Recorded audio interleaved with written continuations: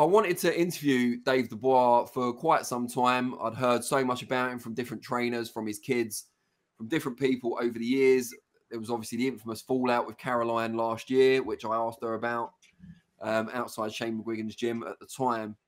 And then we saw him playing what seemed like a key role in Daniel's career best win over Filip Hrgovic last time out. He was darting around the ring. He was offering words of advice. And we found out later on that he was actually encouraged to do so by Dan's promoter, Frank Warren. So everyone seems to be on board with it. And so I spoke to Don Charles, Dan's trainer, and said, look, really want to interview Dave. I noticed he's never really done a proper video interview of any of the outlets.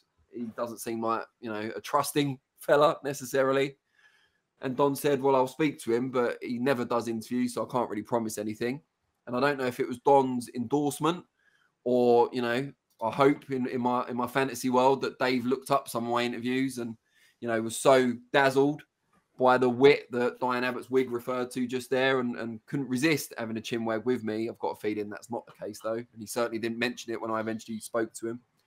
But yeah, got invited round to his palatial home in Essex. And you can see some of that home on the video that's currently on the channel. It's an hour long.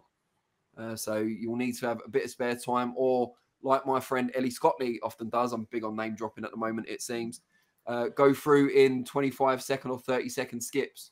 Seems to be the way of doing it. But yeah, he's a fascinating character, as anyone who's watched the interview will attest.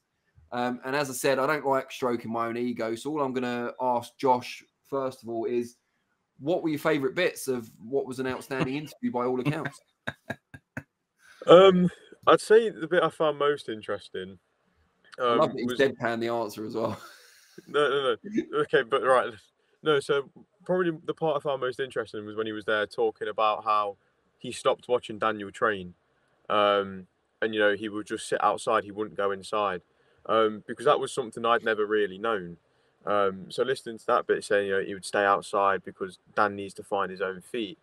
And that could be a massive part in, one of the big talking points around Daniel Dubois recently has been this newly found confidence that he's got. And maybe that could be a big part. Maybe him not having his dad around when he's training, but then having his dad back on fight night.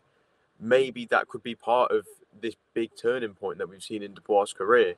But I would say that was definitely the most interesting bit, because it's something you never really think about when you think about a fighter. You don't think about these little things like, have they got like a certain someone? Obviously, you'd always expect them to turn to the trainer, but you never really expect that they'd have someone else around in the gym that they'd always be turning to for validation and to make sure they're doing the right thing.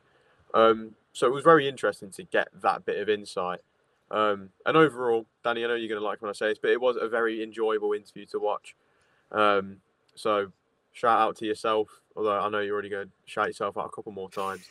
But it was a very, very good interview, Danny. Well done. Carry on. It's fine. Jason Gavin says, did you get any inkling to why Dubois have left so many trainers, amateurs and pros? Yeah, I mean, I asked him about it directly, and he denied the relatively common assertion that it was because he interferes too much and some trainers don't want to let him have as much input. And he said that it wasn't because of that. He said, if something's not working or if someone loses, we tend to move on. It's not anything specific. But then he did say later on that one of the reasons it works so well with Don is because Don does value his opinion and does take his advice on board. So I think there's got to be some element of that involved.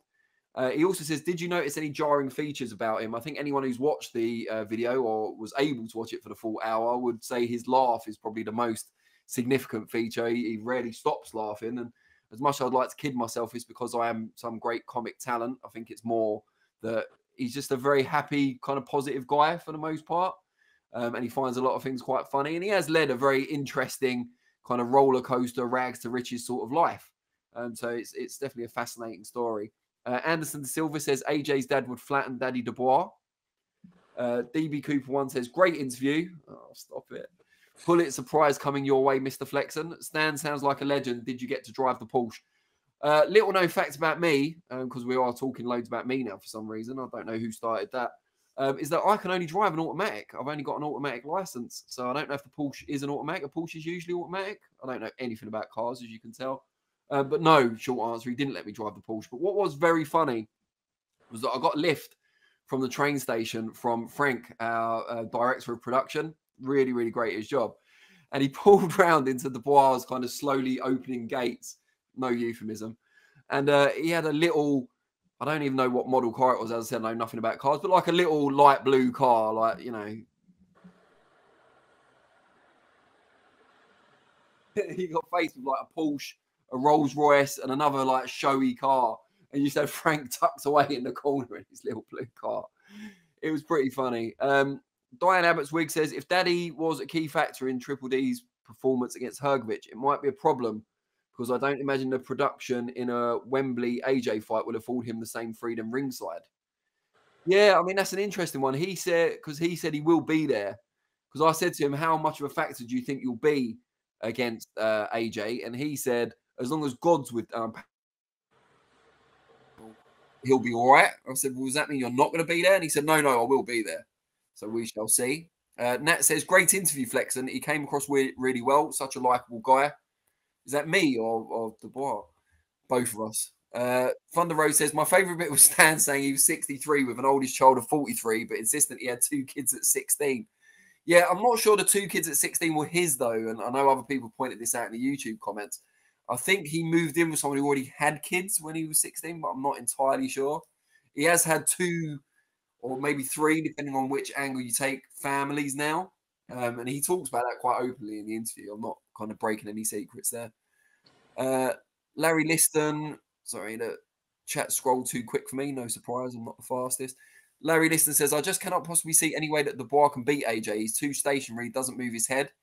AJ will line him up with the right hand and take him out of there. However, I can see multiple ways that Zhang could knock out AJ. He has tremendous power in both hands, arguably the biggest puncher of the division, and has proven more than Dubois at this point. We are trying to get hold of Zhilei Zhang for an interview sometime soon, by the way. Where are we? Bon Scott said, I thought he was talking about the woman he was with at the time had some kids. Yeah, that's what I was saying. Maybe the 43-year-old was his. Yeah, his oldest kid is 43, because we talked about that off camera.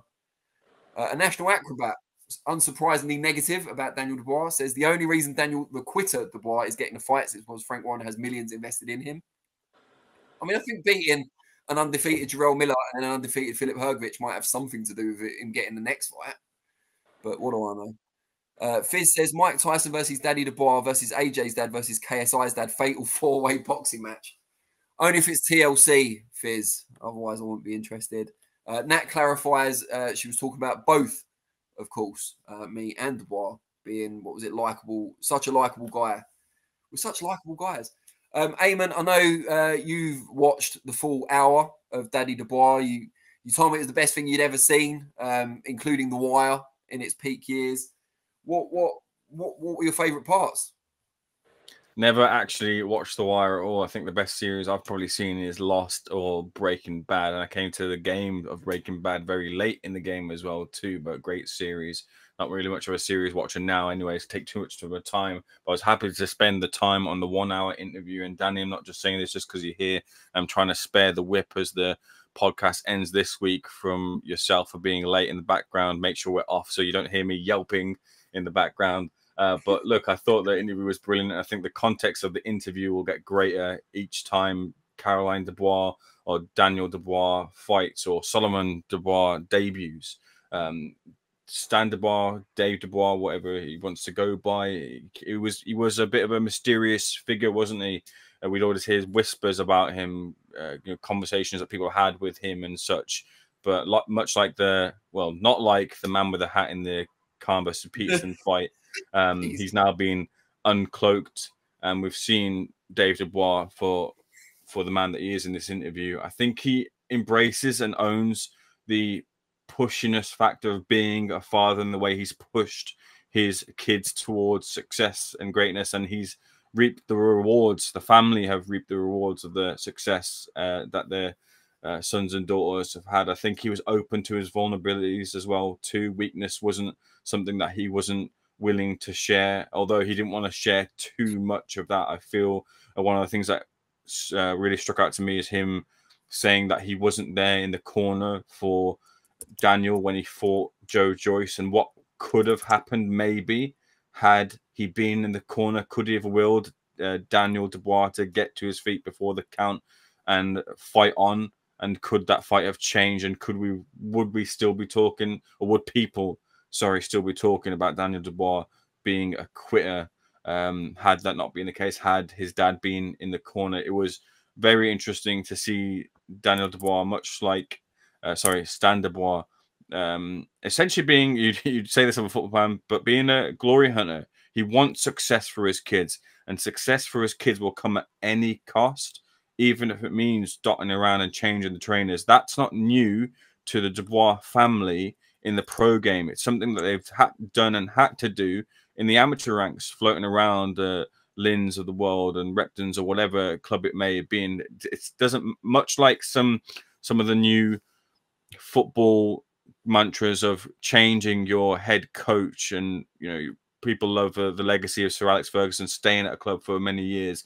This is a different mind from Daniel, when the mind has been, and when Daniel Dubois' father would have been watching boxing, usually it would be that you'd stay with one coach for a while, you'd show that loyalty. But Stan Dubois has gone against the grain and taken his sons and daughters to different places, and they're happy to do that as long as they're winning. And you get the feeling from Dave Dubois as well too, is they'll stay with Don Charles as long as he keeps winning. So that's something to look out for as well too in the future. But yeah, look, Stan, very interesting figure. One of those interviews where a lot of questions were answered, but more also arise from the interview. His spiritualness is clearly the thing as well too that strikes, considering I think that has been one of his drivers, and it also influences the way he thinks and the end goal, I think, as well too, for his family. And one of the most interesting end goals as well was Solomon Dubois being pitched to China as the next Chinese star.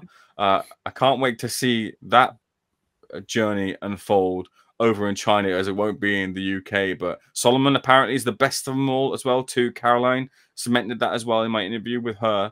I think Daniel said it as well. So he's one to keep an eye out for. But so is future interviews between yourself and Dave Dubois.